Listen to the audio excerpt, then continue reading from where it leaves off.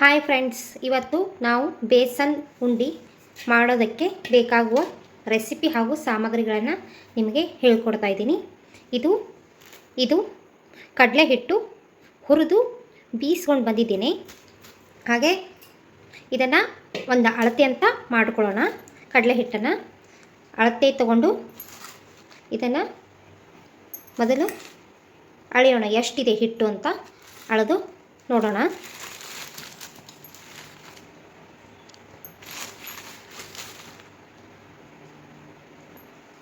ಇದು ಒಂದು, ಆಮೇಲೆ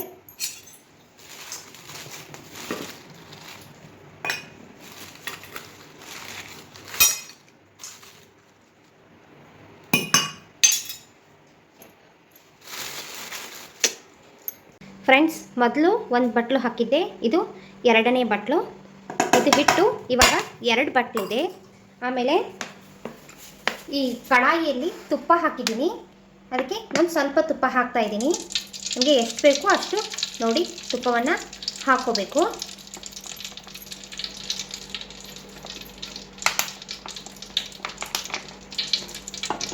ಬೇಕು ಅಂದರೆ ನೋಡಿ ಹಾಕೊಳ್ಳೋದಕ್ಕೆ ಬರುತ್ತೆ. ಆಮೇಲೆ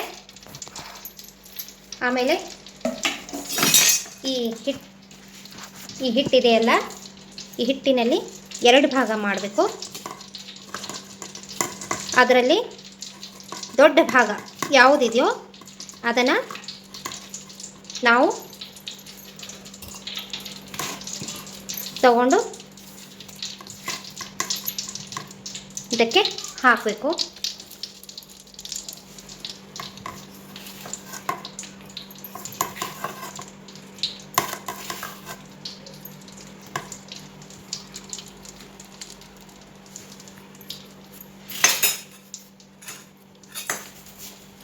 ಇವಾಗ ತುಪ್ಪ ಹಾಕಿದ್ದೀವಲ್ವ, ಈ ತುಪ್ಪ ಈ ಥರ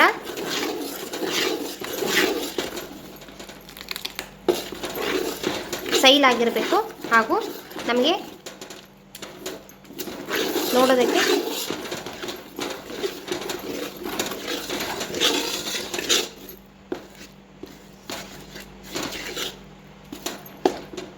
ಇದು ಈ ಥರ ಅಳುಕನಿಸ್ತಿರ್ಬೇಕು. ಆ ಥರ ಮಾಡಿ ಇದನ್ನು ನಾವು ತಿರುಗಬೇಕು. ಇದು ಹಿಂಗೆ ಸ್ವಲ್ಪ ಅಳುಕನಿಸ್ತು ಅಂತಂದ್ರೆ ನಾವು ಇನ್ನೊಂದು ಸ್ವಲ್ಪ ಹಾಕಬೇಕು, ಹಿಟ್ಟನ್ನು ಹಾಕಬೇಕು. ಸ್ವಲ್ಪ ಹಿಟ್ಟು ಹಾಕಿದರೂ ಪರವಾಗಿಲ್ಲ, ಇಲ್ಲ ಬಿಟ್ಟರೂ ಪರವಾಗಿಲ್ಲ. ಸ್ವಲ್ಪ ಸಣ್ಣ ಉರಿಲಿಟ್ಟು ಈ ಥರ ಗಂಟು ಬರದೇ ಇರೋ ಥರ ನಾವು ಕೂಡಿಸ್ಕೋಬೇಕು. ಇಷ್ಟು ಗಂಟು ನಾವು ಒಡೆದು ಚೆನ್ನಾಗಿ ನಾವು ಕೂಡಿಸ್ಕೋಬೇಕು.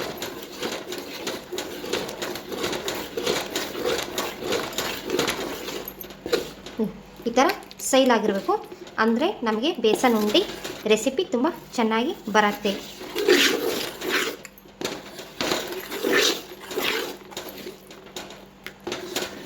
ಈ ಥರ ಇರಬೇಕು ಹಿಟ್ಟು.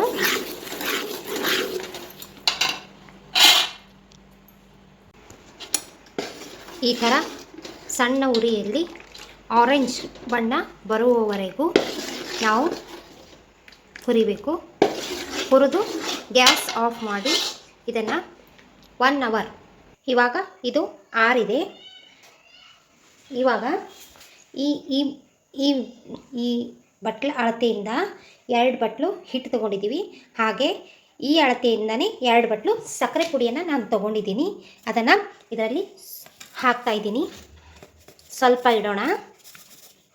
ಹಾಕಿ ಇವಾಗ ಅರ್ಧ ಭಾಗ ಹಿಟ್ಟು ಹಾಗೆ ಇಟ್ಟಿದ್ವಲ್ವ ಕಡಲೆ ಹಿಟ್ಟು, ಅದನ್ನು ಕೂಡ ಇದರಲ್ಲಿ ಹಾಕ್ತಾಯಿದ್ದೀವಿ. ಹಾಕಿ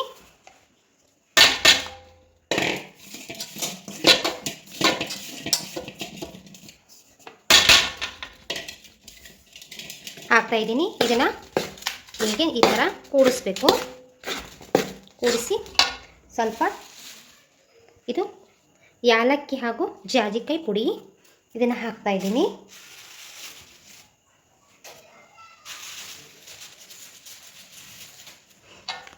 ಹಾಕಿ ಇದನ್ನು ಈ ಥರ ಕೂಡಿಸ್ಕೋಬೇಕು.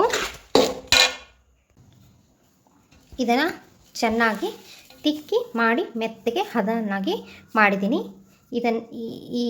ಇದು ಈ ಥರ ಮೆತ್ತಗೆ ಆದರೆ ಇದು ಬೇಸನ್ ಲಾಡುಗೆ ಒಳ್ಳೆ ಪ್ರೊಸೀಜರ್ ಅಂತ ನಾವು ತಿಳ್ಕೋಬೇಕು. ಇದಕ್ಕೆ ಸ್ವಲ್ಪ ಮಣಕು ನೋಡಿ, ಮಣಕು ಹಾಗೂ ಗೋಡಂಬಿನ ಹಾಕಿ ಲಾಡು ನಾನು ಕಟ್ತಾಯಿದ್ದೀನಿ.